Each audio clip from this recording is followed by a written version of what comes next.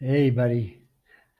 When I was in the eighth grade, John and I, your Uncle John and I, went to a private Episcopal school in New York called St. Luke's. And I had been trying my hand at acting. And so I was pretty pleased when I learned that we were going to be doing a production of a very serious, very adult play in the church connected to our school.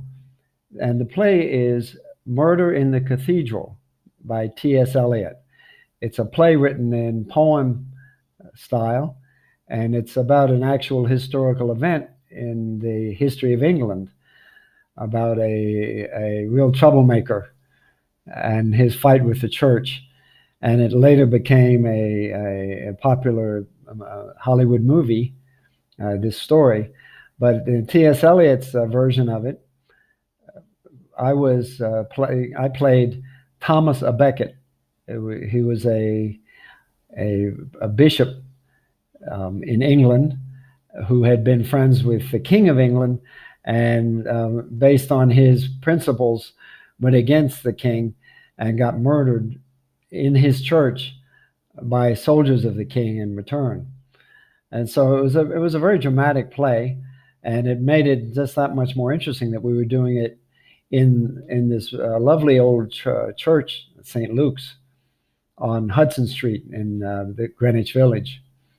So John and I were in the play, and it was going to have it had two performances on two successive nights, I guess Friday and Saturday or something.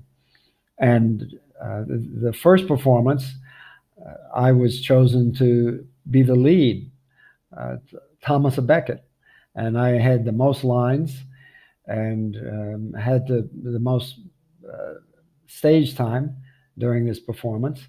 And in this play, John, it was a wonderful stroke of luck that John played the fourth tempter. And this is a character who's the most like Thomas a Becket. And so having a couple of twins play these two roles, I thought was a very good effect by our director.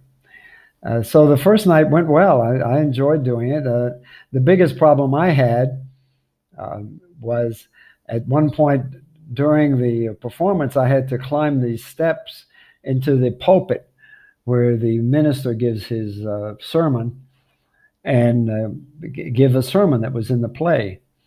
And it wasn't hard giving a sermon because I had it in writing ahead of me. But my costume was an actual bishop's robe.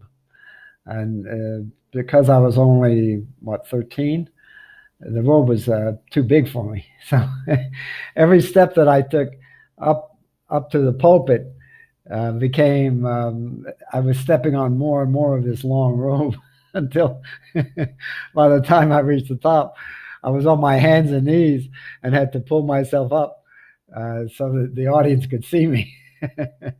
I'm not sure how that looked. Nobody said anything about it, but it was pretty embarrassing when I was on my hands and knees, supposedly the Archbishop of Canterbury, Thomas a Becket.